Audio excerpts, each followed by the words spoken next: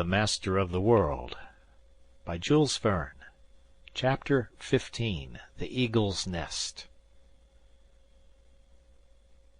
On the morrow, when I awoke after a sound sleep, our vehicle seemed motionless. It seemed to me evident that we were not running upon land, yet neither were we rushing through or beneath the waters, nor yet soaring across the sky. Had the inventor regained that mysterious hiding-place of his, where no human being had ever set foot before him? And now, since he had not disembarrassed himself of my presence, was his secret about to be revealed to me? It seemed astonishing that I had slept so profoundly during most of our voyage through the air. It puzzled me, and I asked if this sleep had not been caused by some drug, mixed with my last meal, the captain of the Terror having wished thus to prevent me from knowing the place where we landed. All that I can recall of the previous night is the terrible impression made upon me by that moment when the machine, instead of being caught in the vortex of the cataract, rose under the impulse of its machinery like a bird with its huge wings beating with tremendous power. So this machine actually fulfilled a fourfold use. It was at the same time automobile, boat, submarine, and airship. Earth, sea, and air, it could move through all three elements. And with what power, with what speed! A few instants sufficed to complete its marvelous transformations. The same engine drove it along all its courses, and I had been a witness of its metamorphoses. But that of which I was still ignorant, and which I could perhaps discover, was the source of the energy which drove the machine, and above all, who was the inspired inventor who, after having created it in every detail, guided it with so much ability and audacity. At the moment when the Terror rose above the Canadian Falls, I was held down against the hatchway of my cabin. The clear, moonlit evening had permitted me to note the direction taken by the airship. It followed the course of the river and passed the suspension bridge 3 miles below the falls.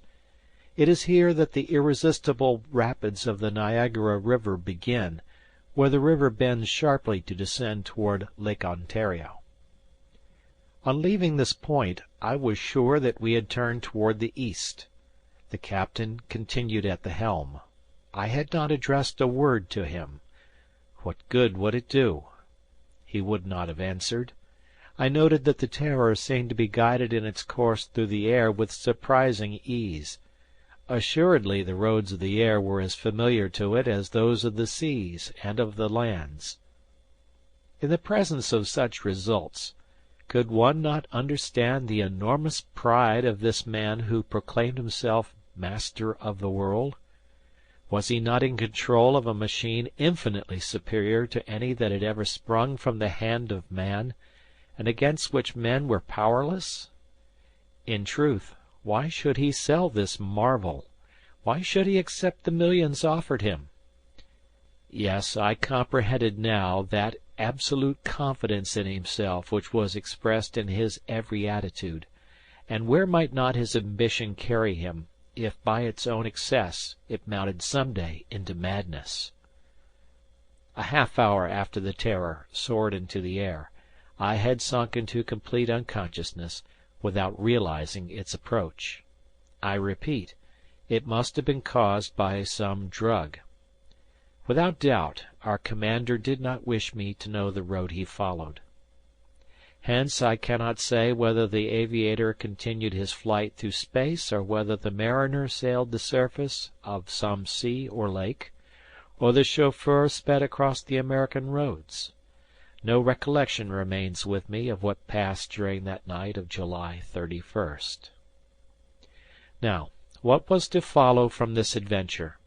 And especially concerning myself, what would be its end? I have said that at the moment when I awoke from my strange sleep, the Terror seemed to me completely motionless. I could hardly be mistaken.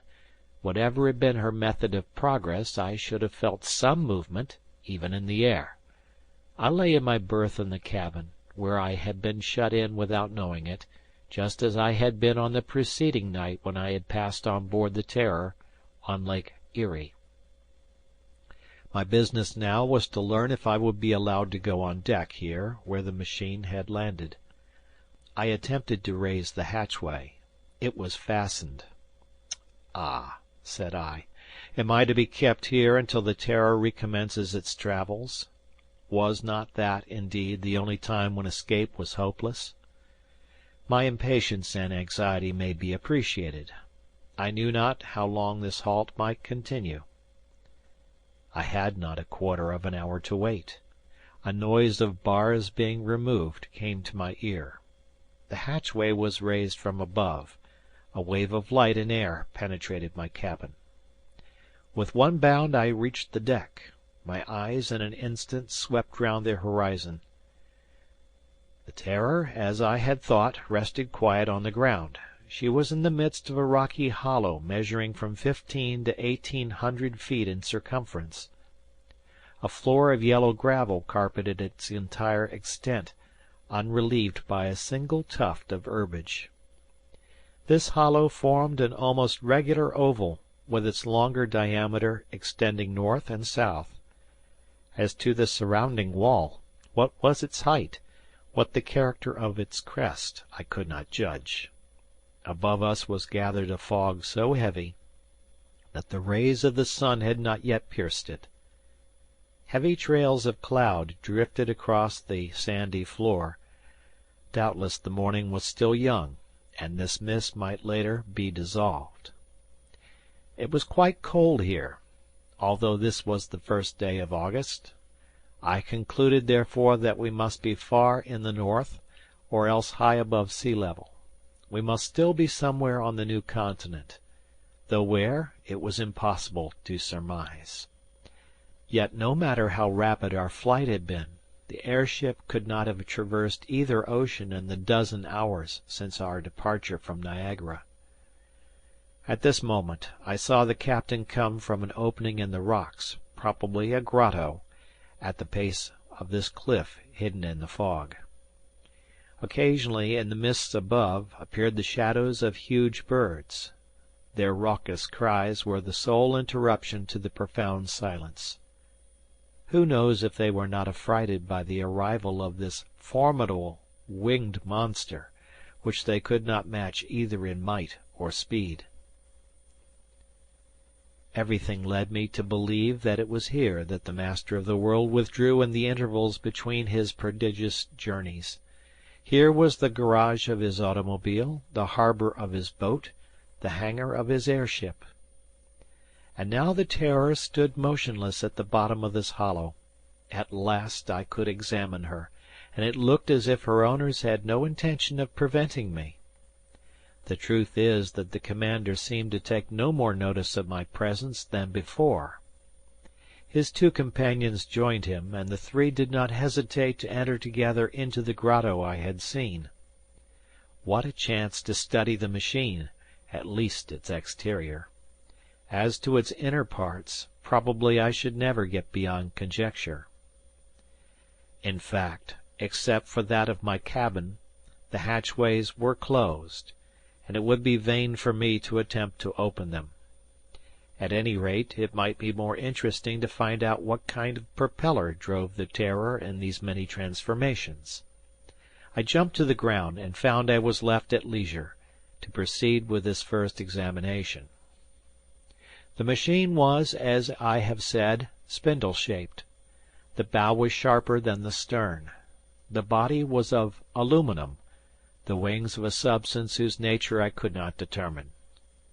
The body rested on 4 wheels, about 2 feet in diameter. These had pneumatic tires so thick as to assure ease of movement at any speed. Their spokes spread out like paddles or battledores, and when the Terror moved either on or under the water, they must have increased her pace. These wheels were not, however, the principal propeller. This consisted of 2 Parsons turbines, placed on either side of the keel. Driven with extreme rapidity by the engine, they urged the boat onward in the water by twin screws, and I even questioned if they were not powerful enough to propel the machine through the air. The chief aerial support, however, was that of the great wings, now again in repose and folded back along the sides. Thus the theory of the heavier-than-air flying machine was employed by the inventor, a system which enabled him to dart through space with a speed probably superior to that of the largest birds.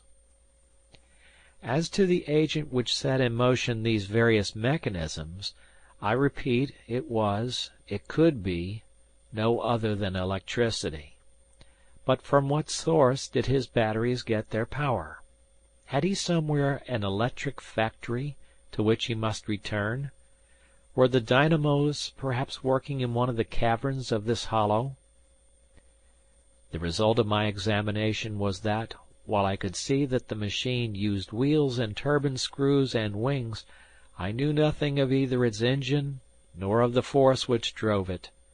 To be sure, the discovery of this secret would be of little value to me. To employ it I must first be free, and after what I knew, little as that really was, the master of the world would never release me. There remained, it is true, the chance of escape, but would an opportunity ever present itself? If there could be none during the voyages of the Terror, might there possibly be while we remained in this retreat? The first question to be solved was the location of this hollow. What communication did it have with the surrounding region? Could one only depart from it by a flying machine? And in what part of the United States were we? Was it not reasonable to estimate that our flight through the darkness had covered several hundred leagues? There was one very natural hypothesis which deserved to be considered, if not actually accepted. What more natural harbor could there be for the Terror than the Great Eyrie? Was it too difficult a flight for our aviator to reach the summit? Could he not soar anywhere that the vultures and the eagles could? Did not that inaccessible Eyrie offer to the master of the world just such a retreat as our police had been unable to discover, one in which he might well believe himself safe from all attacks? Moreover, the distance between Niagara Falls and this part of the Blue Ridge Mountains did not exceed 450 miles, a flight which would have been easy for the Terror. Yes, this idea more and more took possession of me. It crowded out 100 other unsupported suggestions. Did not this explain the nature of the bond which existed between the Great Eyrie and the letter which I had received with our commander's initials, and the threats against me if I renewed the ascent, and the espionage to which I had been subjected? And all the phenomena of which the Great Eyrie had been the theatre, were they not to be attributed to this same cause, though what lay behind the phenomena was not yet clear? Yes, the Great Eyrie. The Great Eyrie.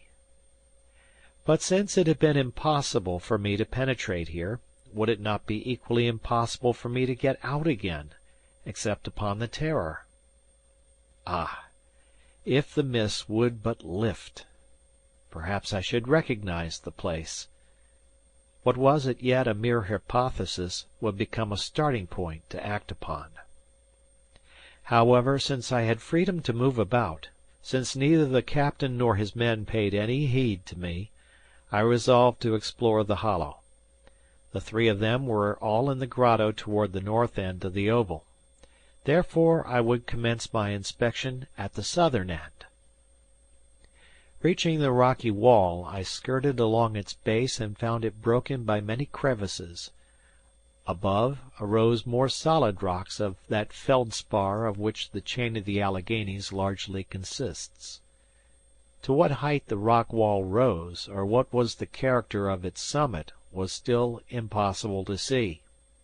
I must wait until the sun had scattered the mists. In the meantime, I continued to follow along the base of the cliff. None of the cavities seemed to extend inward to any distance. Several of them contained debris from the hand of man, bits of broken wood, heaps of dried grasses.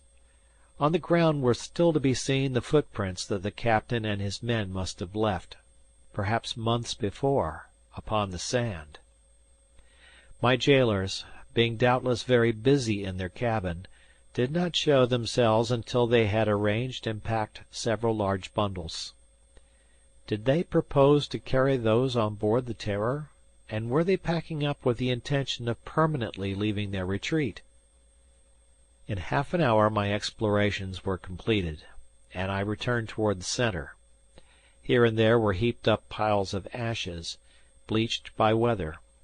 There were fragments of burned planks and beams, posts to which clung rusted ironwork, armatures of metal twisted by fire, all the remnants of some intricate mechanism destroyed by the flames. Clearly at some period not very remote the hollow had been the scene of a conflagration, accidental or intentional. Naturally I connected this with the phenomena observed at the Great Eyrie, the flames which rose above the crest, the noises which had so frightened the people of Pleasant Garden and Morganton. But of what mechanisms were these the fragments, and what reason had our captain for destroying them? At this moment I felt a breath of air. A breeze came from the east. The sky swiftly cleared. The hollow was filled with light from the rays of the sun which appeared midway between the horizon and the zenith. A cry escaped me. The crest of the rocky wall rose 100 feet above me, and on the eastern side was revealed that easily recognizable pinnacle, the rock like a mounting eagle. It was the same that had held the attention of Mr. Elias Smith and myself when we had looked up at it from the outer side of the Great Eyrie.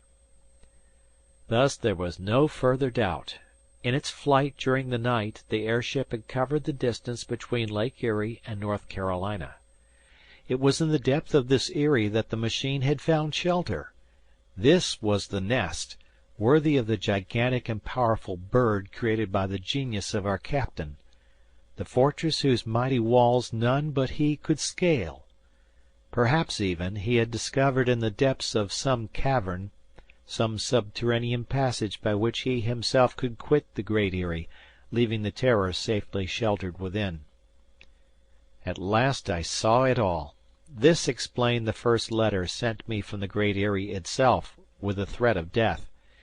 If we had been able to penetrate into this hollow, who knows if the secrets of the Master of the World might not have been discovered before he had been able to set them beyond our reach?